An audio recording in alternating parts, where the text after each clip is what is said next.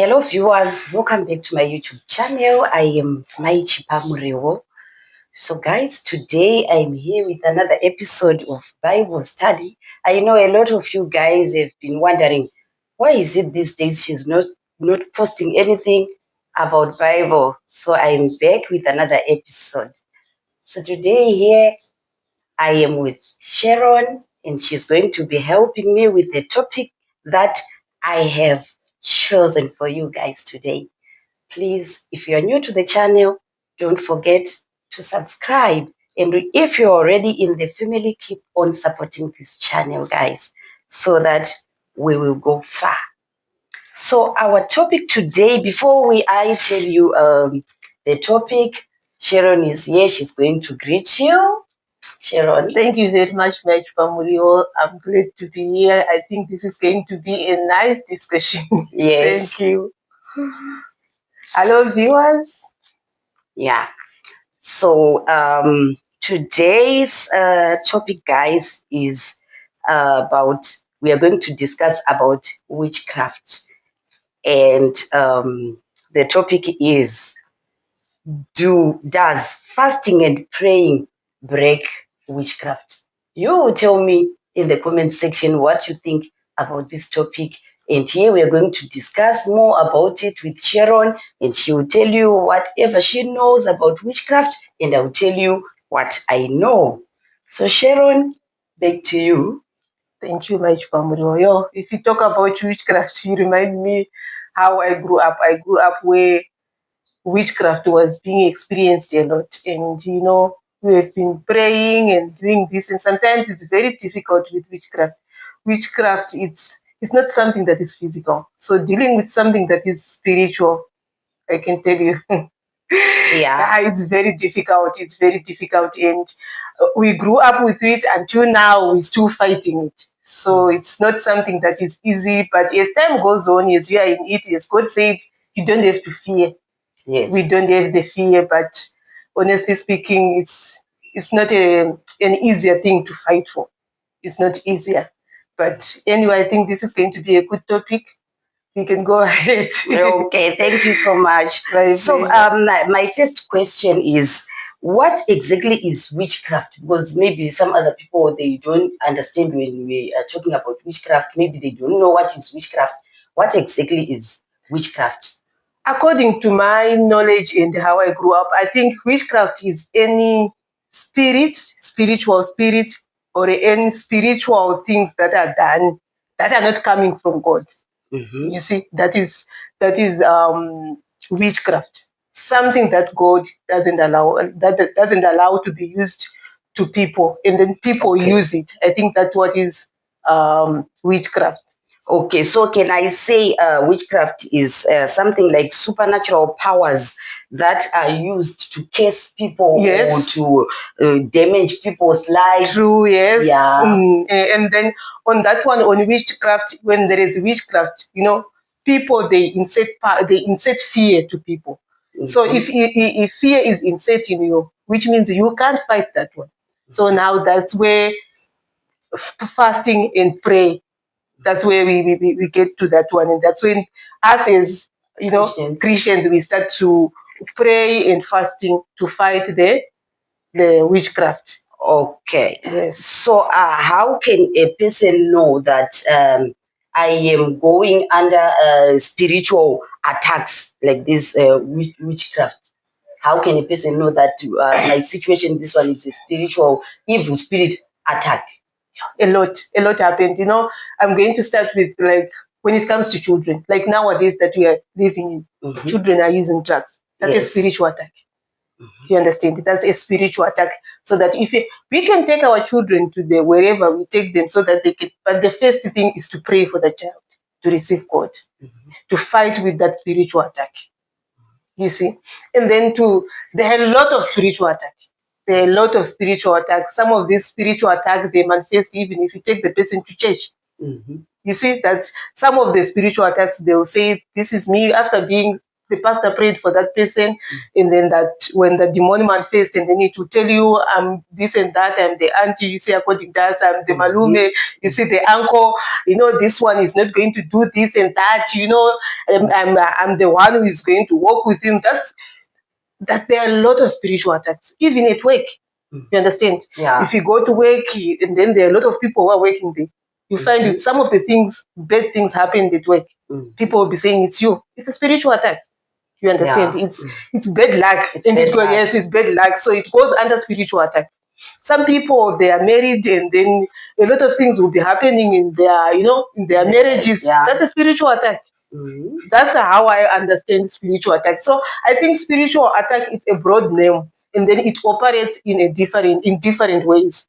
You understand? Yeah. And also, I think these spiritual attacks, they will look at you and they say, "Oh, this one is good at this." They will fight you for that one. You understand? And sometimes they can also work with your weaknesses. Exactly.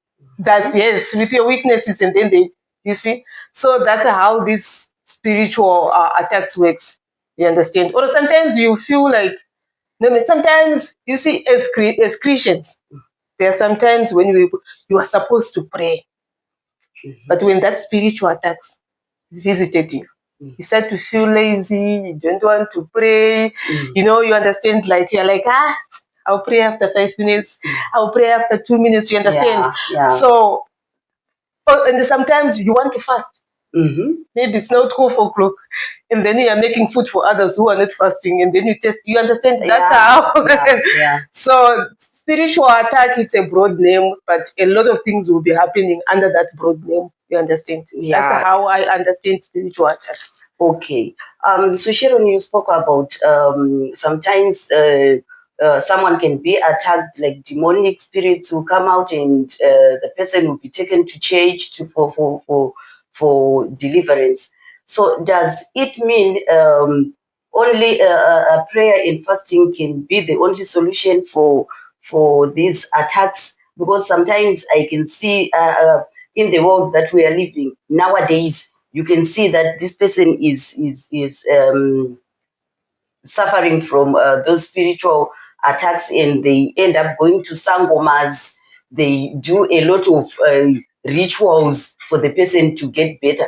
So is this the solution, fasting and praying, going to church, or what? I think on that one, it's a little bit tricky, to be very honest with you. Because back then, according to our culture, I will get to your question, but I just want you to take you back. Back then, according to the Sangomas spiritual, like the Sangomas and traditional healers, those people, according to what I grew up knowing, they say their powers, they come from God. And then remember, we said the definition of witchcraft is any supernatural power that does not come from God. Yes. You understand? But now the fact that spiritual, those people, those traditional healers, they say that their powers also comes from God. You understand? So from my understandings, if it comes from God, which means it can help the person to heal. You understand? But now it's in a different way, whereby these traditional healers, oronganga in our shona, you understand? They are healing that person in a different way, unlike the Christianity, you understand? According to us Christians, we fast, we pray, you understand? We do all, like we pray, like where my mom used to go, they would pray for water, give you water, they would pray for salt. So that's how they believe in that, and people will get healed on that one. And you understand? So you know what? you know what? When you said they pray for water, they pray for salt, you are taking me back to another topic that I did last time. I think you guys will still remember the topic that I did, which was about worshiping idols. So let me not go there. I was going to ask you, is it not worshiping idols? Because once you start putting your faith in salt or in water, baby, you are already worshiping idols. Because if we take a look at the Bible, if we read in Genesis you can see that God was saying God was telling Moses to write the rules. Yes. Yeah, and the rule was there: don't worship idols, and there were also examples of idols, which include anything, even a stone, even something which is underwater. So, But okay. yeah, I think that on that one, I think although you have we are going to revisit that one. Yeah, and I think we have to revisit that one. We have to. But no, Maj Pamuro, if you look at all these things, for somebody to be healed, you understand, something has to be done. Yes. You understand? Something has to be done. You have to fast for that person.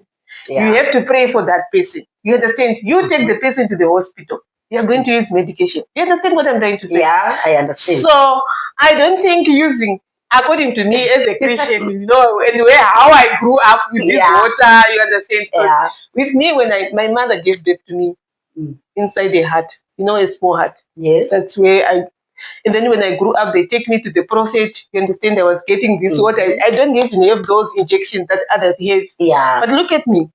You understand what I'm trying to say? So, and they were Christians. So I think from the way that I'm understanding you is once you believe in something, then the thing will work out. It will. Yeah. It will. It will. It will. But it's not every time. It's not every time. It's not every time how it works. Because if you look at, I was born in a hut. Somebody is trying to give birth in a hut. You understand? And then she died. Because she didn't give the medical attention. Yes. So this topic is very tricky. It's very tricky. It's very tricky, and I think also it's very difficult. Yeah, at the same time, I know people are going to help us in their point of views. Yeah. So my other question is, why does it take so long for a person to be delivered? Sometimes when they are fighting these spiritual attacks, is it like it's the fault of that person, or maybe it's the fault of the people surrounding that person, the people who are trying to help that person? Can we give anyone a fault? From my understanding, and I grew up affecting the duration of spiritual deliverance often Okay. I think, according to how I grew up and how I experienced, because some of these things we talk through experience, how we experience. I think our lives were already written. Everything's written. You see, all the problems, all the happy times, and everything is written. So every step or everything that we go through, God knows. Yeah. You understand? So sometimes you pray and fast, and then your prayers are answered very quickly. To me, according to me, I think it's how God, prepared your life. See, as you know, this life is it's a book. Yeah. You understand? You have to go chapter after chapter, chapter after chapter. So it's not somebody's fault who is having those spiritual attacks. And also the other thing that I have realized, when you are fighting these spiritual attacks, it has to be consistent. You don't have to stop. Oh, yes. You understand? Because the more you stop, that one will be putting fire. Yes. You understand? That demon will be on fire. So we have to be constant and, praying to God, believing God, whatever that comes, and then you'll be believing, no, God, this time is the best. It's the best. Yeah. So when the time is there, and then that person will be healed. And that God knows if he healed that person. You understand? Those people who doesn't know God will know God through that person. Yes, yes. So God wants us to see things in a wider, you understand? Yes. God doesn't like us to suffer. But some of these things we have to go through so that we see the importance of God. That's how I think, like, you understand? Like what happened to Jacob. Is it Jacob? Who did what? What happens to Job. Oh, okay. When he lost his whole family, everything, you understand. It was when you are reading the Bible, it was very bad. Yeah. It was very, very bad. But God wanted people to understand that you can go through any situation, but God will always be with you. So it's not somebody's like what other people like. No, it's because you were not praying. That's why you went through that one. No, I think our lives were already written, and we are just fulfilling what God written. Yeah. But don't you think sometimes the other reason why people take long to be delivered is sometimes because of what can I say, of their sins? Don't you think it can come? Because sometimes I can fast and pray, but at the same time, if I'm doing bad, do you think God will answer my prayers? Nice family. Bible is something else. Like if you get into it, Yeah, I don't think it's more because of your sins. Do you still remember that prostitute? No, I'm not saying. I'm trying to say. Don't you think it have to go hand in hand? When you are fasting and praying, then at the same time you must be doing good.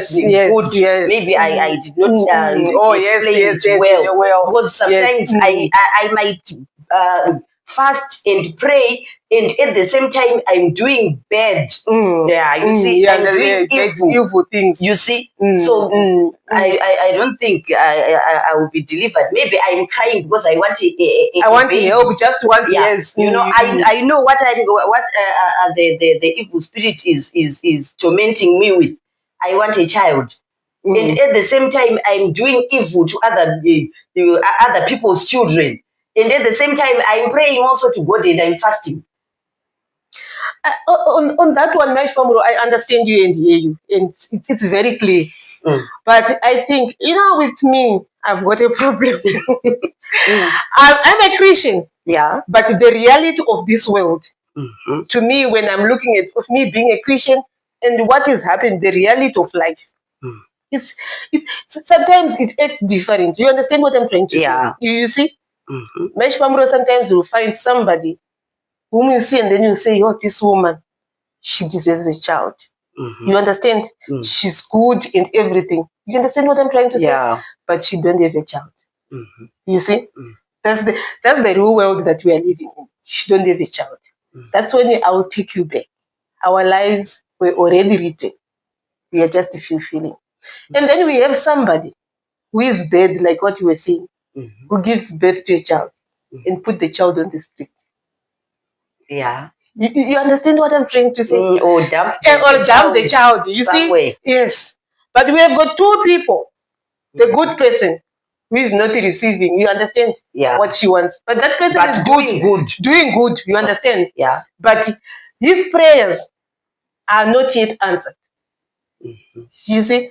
So to me, I feel like this life that we're walking through, yes, sometimes we have our own plans and everything, but it's something that God already written. That's me experiencing like what is happening in the real life, and then I'll take it to the Bible. That's what I think. I'm not saying it's the real, it's right or wrong, but that's how I think about looking at of what is happening now in this world. Yes. You see, so it's on that one. It's a little bit tricky. It's very tricky. You can say that again. It's a little bit tricky, and this topic is very, very exciting. And at the same time, it is very difficult. So, guys, just keep on watching and don't forget to subscribe. We're going to take a short break for now. Thank you.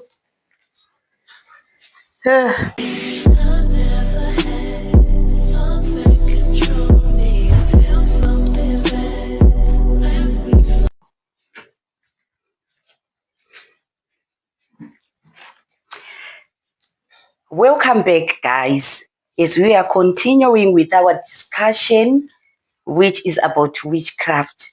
And right now, guys, we are going to talk on how can we fight these witchcraft attacks or spiritual attacks. Now we want to know how we can fight it. Okay, thank you very much. Thank you very much, Mamulo. I think, as we said earlier, fighting witchcraft, it's only one solution. First, it's praying. That's how we can fight this witchcraft, because as we said, it's spiritual.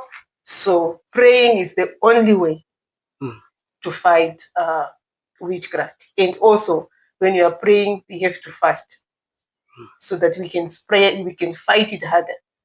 You understand? So praying and fasting is the only way to fight witchcraft. Okay, but do you think a person can fight alone? No. Like when I know the problem that I'm facing, and can I fight alone, or do I have to find other people to help me? And what kind of people must I approach? I think you can fight it alone, but now it depends on how strong you are. How strong you are when you are praying. Because remember, you are fighting something that is spiritual. So, and also it's very important also to seek help to the pastors, to the church members. You understand? And then I think it also works if you attack that witchcraft thing when you've got a lot of people who are attacking, maybe that way. So it will help. It will help. Okay. Talking of fighting, you said something like when you are strong. But sometimes you never know that you are strong, how strong you are, unless if someone tell you that you are strong. Because when we take a look at the story of Moses in Exodus chapter 17, where the children of Israel were having a war. If you still remember, let me just read just a little bit. Yeah, where the children of Israel were having a war with the Amalekites. Yeah. So I will read just a little bit, just only to enlighten you guys that sometimes even if you are strong, or even if you are the chosen one, sometimes you need people who can stand with you, because there are times that the evil spirit can be stronger than you when you are alone. Yeah. Maybe I can read. Can you read it for me, or I can just You read can it? read. Okay. It's okay. So I'm going to read Exodus chapter 17. I will start from verse 8. It reads, the Amalekites came and attacked the Israelites at Rephidim. Moses said, Joshua, pick out some men and go and fight the Amalekites tomorrow. I will stand on top of the hill holding the stick that God told me to carry. Joshua did as Moses recommended him and went out to fight the Amalekites, while Moses, Aaron, and you went up to the top of the hill. As long as Moses held up his arms, the Israelites won. But when he put his arms down, the Amalekites started winning. So when Moses' arms grew tired, Aaron and you brought a stone for him to sit on, while they stood beside him and held up his arms, holding them steady until the sun went down. So you see, even though Moses was someone who was chosen already, but because they were on a fight and his arms were supposed to be up, Yes. and at the same time he was getting tired. Yes. So it means even if we are being attacked, sometimes you cannot fight alone. Yes, you need some people to support you on that time when you are when you are feeling weak. Yes, it's true. It's true. And sometimes it's having a support, it makes you stronger. It makes you stronger. I remember when Hannah didn't have children. I still remember that story from the Bible. And there was this thing of people going to church. I think it was every year, and going to church and doing some stuff. So he said Hannah's husband, he used to give Penina's children. You understand? But Hannah didn't have. But she decided to go to church. Yes. In the Bible, it said she prayed until the voice was not coming out. Yes. And she was like, you see, so she went there, and then the support that she needed, there were people there, she had support, and then when she had support, that's what I think, she had strength until she was praying and praying to God. You understand? Until she was answered. Yeah, so I think you can okay.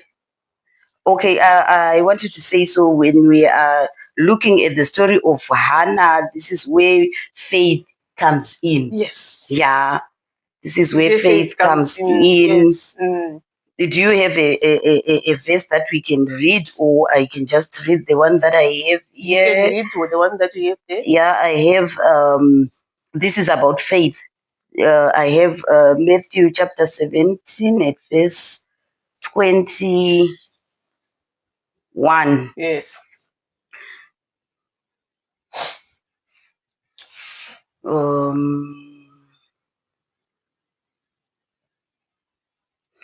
Okay, I will start from verse 19. Then the disciples came to Jesus in private and asked him, "Why could we drive the demon out?" Yes. "It was because you haven't enough faith," answered Jesus.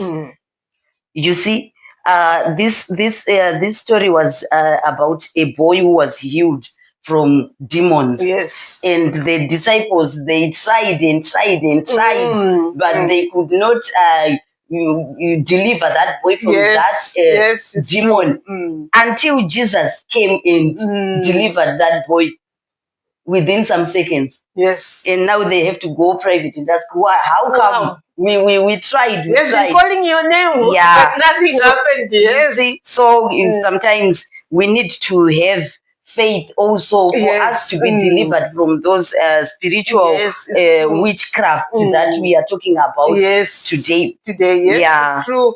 Faith also comes first. Yes. Faith comes first. Like I'm going to pray, everything is going to be fine.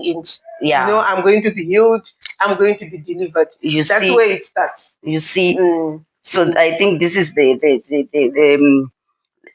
are some of the things that we must take note of. Yes. When we are being attacked, or when we know that our loved ones are being attacked. Yes. Before we start to pray or fast for them, we must have faith first. Yes, it's true. And the other thing, we must be submissive to God. Yes. Yeah. We must be submissive to God. It's true. You mustn't fear. You must remove fear. Yes. You must be obedient. You know, all those things. You see? That way you can go far. And do you still have some things that you want to tell us? I've got a lot of stuff that we still need to talk about, and then I think the viewers will write in the comment section what they think about what we have said. But I'll be coming and visit you and share with you what I know. You understand? I've got a lot to share. So yeah, thank you very much for me. Okay, so guys, you have heard from Sharon. You have heard everything that we have discussed about today, how to deal with witchcraft, how you can get over spiritual attacks. So I hope you have enjoyed watching this episode of Bible study, and I'm going to give you more of it these days. So just keep on watching. Don't forget to subscribe, comment, share, and don't forget to ring the notification bell so that each time when I post anything, you'll be the first one to be notified. Until we meet in the next episode, from me, Maichi Pamurio, and Sharon, bye.